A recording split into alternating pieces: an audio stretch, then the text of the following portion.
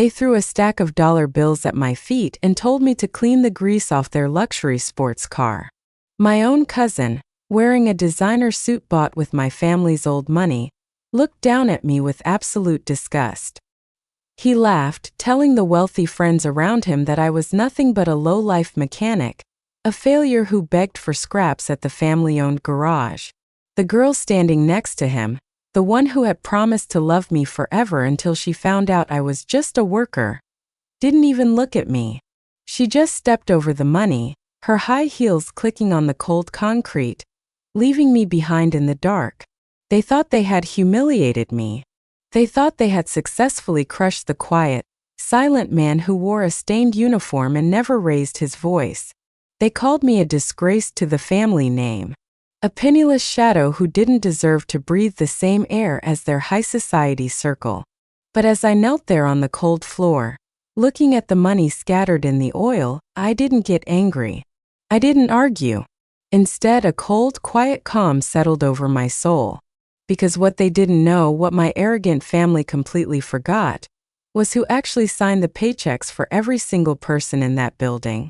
They had no idea that the silent mechanic they just degraded was the secret majority shareholder of the global investment firm that owned their entire lifestyle, their homes, and the very ground they stood on. They thought they had put me in my place. But exactly 24 hours later, they would realize they had just destroyed their own future. My name is Ethan. To the world, and to my greedy relatives, I was always just the outcast. The son who preferred working with his hands in the engine bays rather than sitting in elite boardrooms drinking expensive scotch.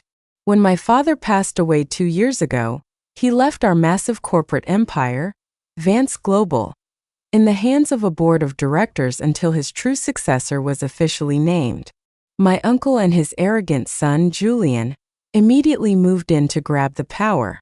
They assumed that because I spent my days in a simple grease-stained jumpsuit at one of our local premium repair shops, I had given up my rights to the kingdom.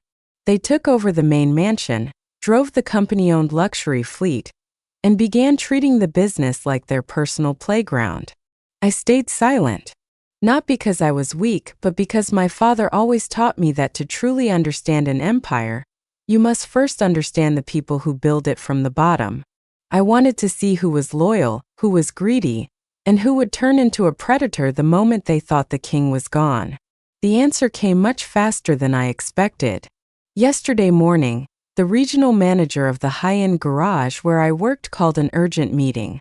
Julian had decided to visit the facility, not to check on operations, but to show off his new status to his elite friends. He walked into the grease-stained garage looking like royalty, surrounded by people who laughed at every single word he said. Among them was Clara, the woman who, just a month ago, had told me that a man's heart mattered more than his bank account. But the moment Julian offered her a ride in his custom-imported sports car and promised her a life of luxury, her heart miraculously changed. Julian stopped right in front of my workstation, looking at my dirty hands and the grease on my face. He didn't see a cousin. He only saw an opportunity to look bigger in front of Clara. "Look at this," Julian sneered, his voice loud enough for every mechanic in the room to hear. The grand lineage of my uncle reduced to changing oil filters. "Tell me, Ethan, does the grease remind you of your place in this world? You're soft. You're a worker. You don't belong in our world." Clara giggled, leaning against his shoulder, looking at me with a mixture of pity and arrogance. "Julian, leave him alone. Some people are just meant to stay at the bottom. It's safe for them." Julian laughed, pulling a thick wallet from his pocket. He threw a handful of $100 bills onto the dirty concrete floor, right into a puddle of dark old engine oil. "Here's a little bonus, cousin. Clean the rims on my car until I can see my reflection in them. And make it quick. We have a private dinner at the Grand Elite Club tonight." My fellow workers stayed quiet, looking at the floor, terrified of losing their jobs. I looked down at the money floating in the black oil, then looked up into my cousin's mocking eyes. The betrayal didn't sting. It cleared my vision entirely. That afternoon, after they drove away laughing, I walked out of the garage. I didn't pack a bag and I didn't go back to my small apartment. I took off the stained jumpsuit, threw it into the trash, and put on a perfectly tailored charcoal black suit that had been waiting for me in a private vault for 2 years. They thought they had left me broken in the dirt. But what Julian and his father didn't know, what their high society legal teams completely failed to notice, was that my father's true final testament had a strict clause. The empire would only belong to the board until I turned 25, or until a family member committed an act of public corporate harassment against another heir. By throwing that money at my feet in front of 20 witnesses, Julian hadn't just insulted me. He had automatically triggered the immediate, irreversible transfer of 100% of Vance Global's executive authority directly into my hands. Leaving the garage behind, I walked straight into a waiting black sedan driven by my father's oldest confidant, Vance Global's chief legal advisor. He didn't ask questions. He simply handed me the master tablet displaying the real-time financial nodes of our entire family asset structure. Julian has just authorized a $2 million wire transfer from the corporate reserve to buy a luxury penthouse for Clara, the advisor murmured, his eyes fixed on the traffic ahead. I looked out the window, watching the neon signs of the city blur past. Let the transfer clear. Let him buy the penthouse, the cars, and the diamonds. Every single cent he spends today is a debt he will owe me by midnight. By 8 p.m., the grand ballroom of the Vance Elite Club was packed with the city's top investors, politicians, and media houses. Julian stood at the center stage under a massive digital banner that read Vance Global. A new era begins. Clara was standing right beside him, draped in a diamond necklace that still had the corporate tax stamp on it. Julian stepped up to the microphone, raising his glass of champagne.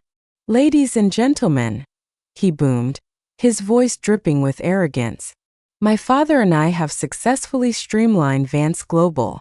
We have eliminated the weak links from our family tree, and tonight, I officially announce our new international expansion plans."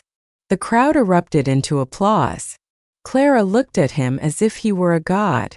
But right at that exact moment, the main doors of the ballroom swung wide open. The room suddenly grew quiet as I stepped inside. I wasn't wearing the grease-stained jumpsuit anymore. I was wearing a bespoke, custom-tailored Italian charcoal suit, my hair styled perfectly, walking with an unspoken air of absolute authority. Julian's laughter choked in his throat. Clara's eyes went wide as she stared at the man she had called a low-life mechanic just hours ago.